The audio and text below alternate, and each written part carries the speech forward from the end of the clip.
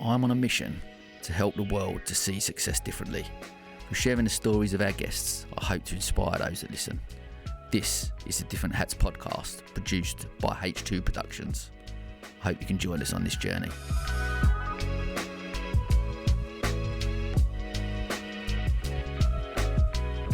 Because sometimes you hear a situation where I say, well, my partner is working. I was going to give that a go. If it worked, it worked. If it didn't, it didn't. Yeah. No, I had to earn money. I had to make it work. Yeah.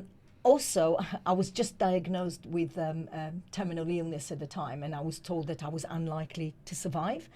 At the same time as I started my business, clearly I survived, and the doctor was wrong because I'm here. Wow. But when you look at the combination of all these, and again, and especially with law firm, starting up a law firm, it's not, I started it after 6 months maternity leave. I didn't have one client. And often people start a law firm when they have at least one or two clients that either they take with them or they know them through personal contact. Sure. I opened I turned up on the first day in September 2007 without one client. I had to start completely from scratch. So if you look at all these reasons together, you go, this is definitely not the right time to start a business. It's recession, you haven't got enough money, you just had a child, you've just been ill. This is not the right time. But I thought, you know what?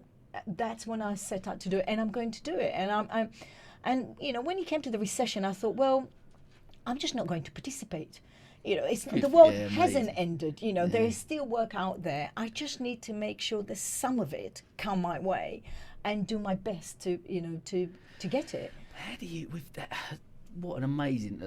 Again, we thought in the podcast. The main thing is tapping into people's mindsets. How do you that sense of resilience from that right from your starting blocks? Really, you're like you say. Some people will start a business. They go, well, I've built up a bit of a clientele. They're going to come, so I've got this. Maybe haven't got kids, not suffered a terminal illness, and been in that position, and are in quite a strong position, and going and still that doesn't really work out. And as a starting point, starting blocks, whereas your starting blocks are really bad, but your mindset to be able to go. Like I love the comment of I'm not going to participate with the recession. I'm not going to participate in that. This is what I can do. I know, and that just comes then from ultimately down to self-belief that you just ultimately believe that you would achieve it. Yes, it is. It's the, passion about the idea. I had the idea of setting up a law firm that is truly different, and I was sitting at home and I was writing the ideas, and I was so excited about making it happen. I really wanted. It wasn't like, oh, I don't like my job. Okay, I'll start on my own then. Yes. It was, no, I've got an idea here that I believe is innovative and it's different. And when the Financial Times listed us at the top 50 groundbreaking and innovative law firms in the UK and Europe, it was amazing. A nice confirmation that, I was right in what I was thinking, that it was truly different to set up a law firm that behaves different internally as well as externally. But the mindset is key, and you are spot on with that. And fear paralyzes us. It really stops us from doing the things we want to do. But so often everything we want is on the other side of fear. And whenever I talk to anyone about fear, I say to them, just ask yourself, what's the worst that can happen? But truly, you're really fearful about doing this thing now. What's the worst that can happen? And if the worst is that my children will be harmed, I will end up on the street, whatever, then maybe the price is too much. I don't want to put my children at risk or whatever. Of course. But sometimes and often it just means, I might have to sell my house and move to a smaller house. Okay, it might, or I might not be able to afford to go on holiday for a couple of years, or I might have to work harder. Sometimes the sacrifice is not that life-shattering, and it's really worth trying it for that, because when you look at what's the worst that can happen, not always, but sometimes it's not that bad. And then I say, ask yourself a much better question. What's the best that can happen? Yeah, I love that. Yeah. And, and when you imagining when you go on that path of what's the best that can happen, it's actually really, really exciting. Yeah. And it's worth giving it a go. It's really, because I want to talk obviously a little bit about your book, obviously the Freedom Revolution, and you've obviously alluded a little bit to that.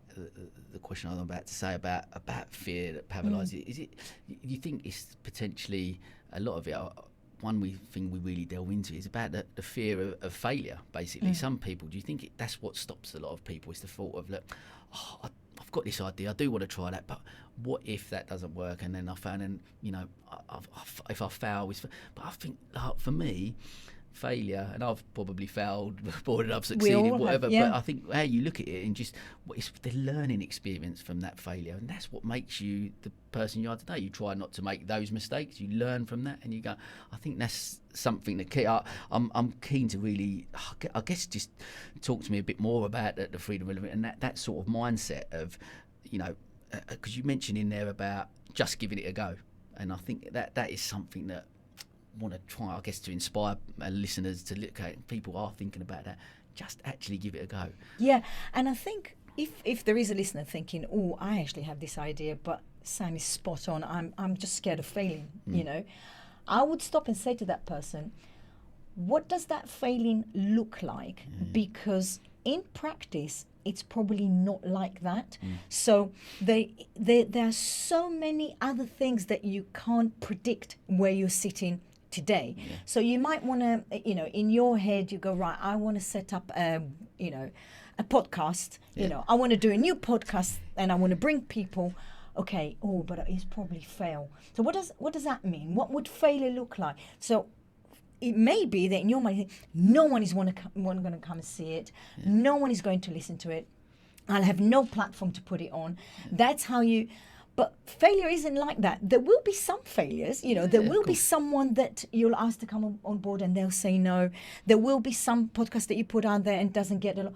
But that's not failure.